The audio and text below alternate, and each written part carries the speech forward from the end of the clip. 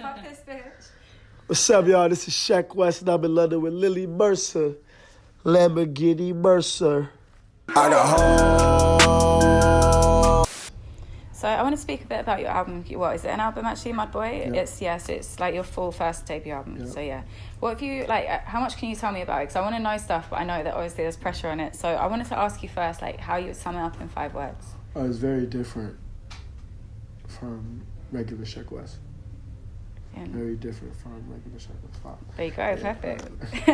Didn't even have to add one. So in what way is that? Like, is it more kind of musically, like, creative, or like it's like you're kind of... Most definitely more like music, like my more creative things I'm saving for my album, you know, instead of just like a single drop or a SoundCloud drop or, you know? So will anything we've heard so far be on it? Yeah, some songs. Interesting. Because the Chippy Chippy video is amazing. Yeah. Like, that's my... I mean, that between that and Mo Bamba video so far. Shout out to Alibaba, shout out to Wiggle Hot, Chippy Chippy. Where did you shoot it? Shot in Hawaii. Part Hawaii, part San Bernardino, Coachella. Yeah. Because I love how, like, there's a sense of humour that comes through in your visuals. Like, how much of that is your input? Like, the props you use, like... Everything. Yeah. Everything. So, basically, it's just me and White Trash Tyler.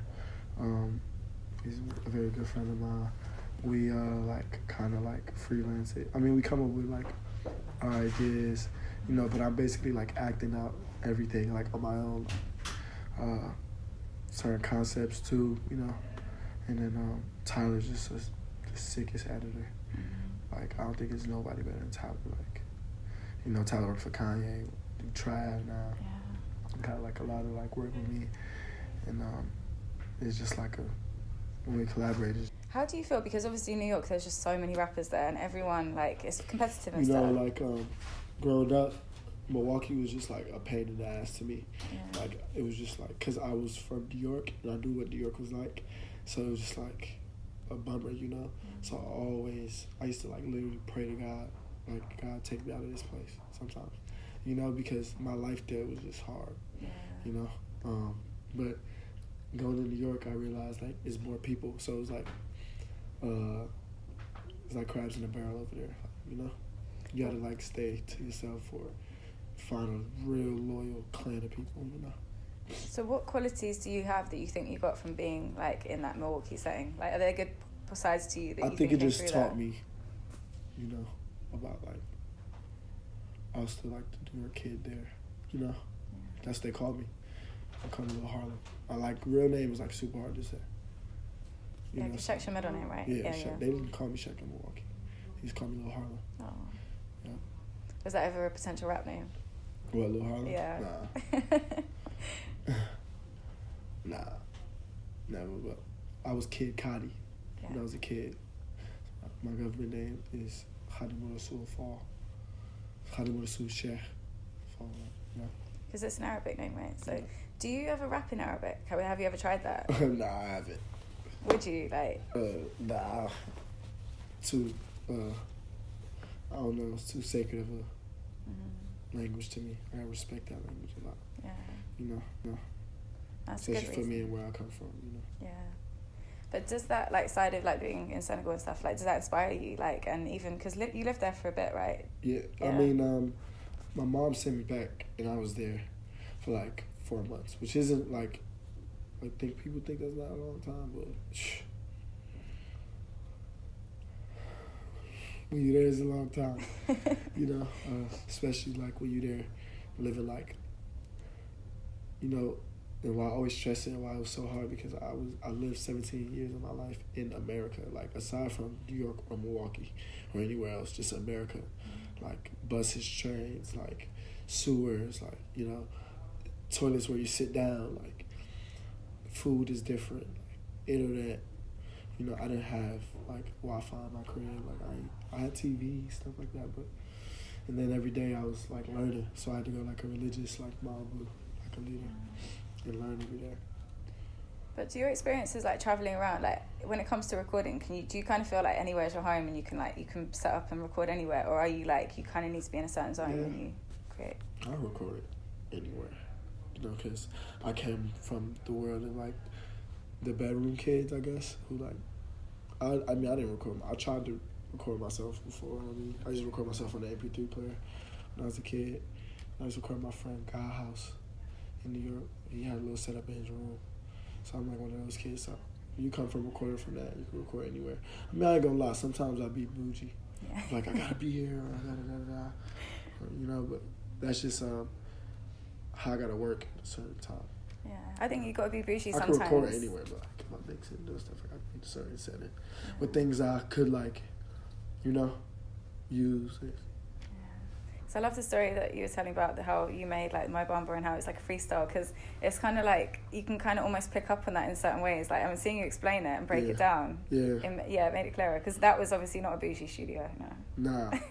We was in like day trip, like it was 16-year-old take a day trip, which is like these two kids, Denzel, David. They like produce, they sick, and they got like their own personal little studio. 16-year-old. A friend of mine, and I went to pull up on 16-year-old, and it was making the beat, and then like I was helping to make the beat. You feel me? We was just like structuring it and shit. 16-year-old little kid, what you up on it, man? I got on it, and I was just like, I got calling, and then my friend Ali was rolling up. If you listen closely, like super close, it's to the fuck. Shit, bitch, you'll hear somebody like, yo. Because in the background is my friend Ali. He was about to start talking like, yo, like that shit was crazy because the beat ended. You know what I'm trying to say? But I was like, fuck, shit. He's like, yo, bitch, yo, shit. And they put the beat back on. It's crazy. I mean, I'm trying to get on the remix, or actually just have a remix. Basically, my name's Lily, and I think it should be Where's Lily with the motherfucking drone. So if you want to do a London remix, I'm here, you know. Lily with the drone. Let's get Skepta on it. You know, you can get all the guys like from London, you know, flip it. Sure, shout and I'll just be in the video, like. London guys. Yeah. So if you want to do that, you know, just let me know. All there. Yeah, that's the thing. Just bring through all the new guys, Octavian, yeah. So we'll link up and we'll get this video shot, don't worry, before you go.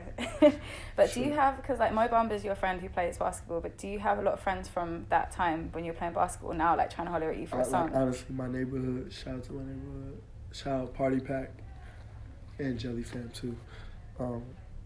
We got 4 kids, I think, playing Division I basketball this year.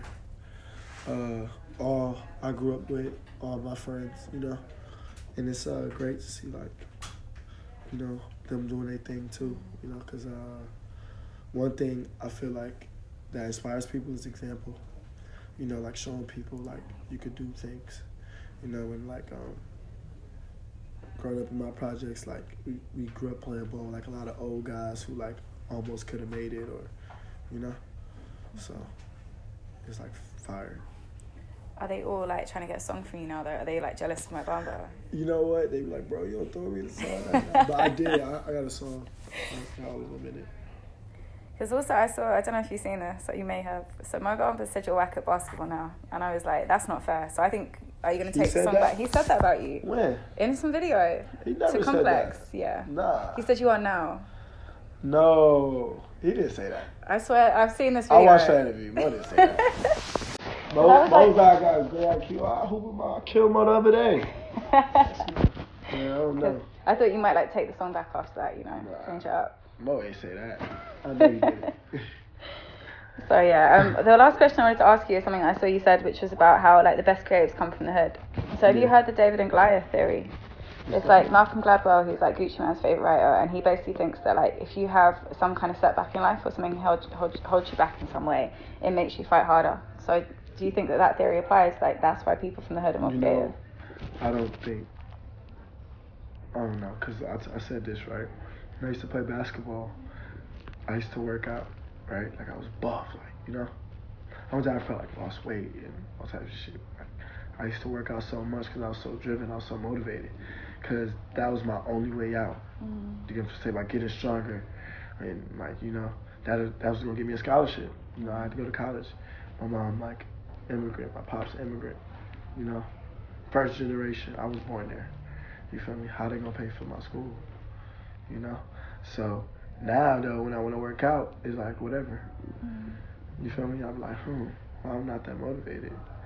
You know? But back then I had like another why. Like, I wanna really be like do like crazy shit for the world, like to help people. And like I want to build hospitals, I want to build schools, like back in my country where I'm from, to teach them, you know, and give them an example. Like wow, like you know, I can think outside the box.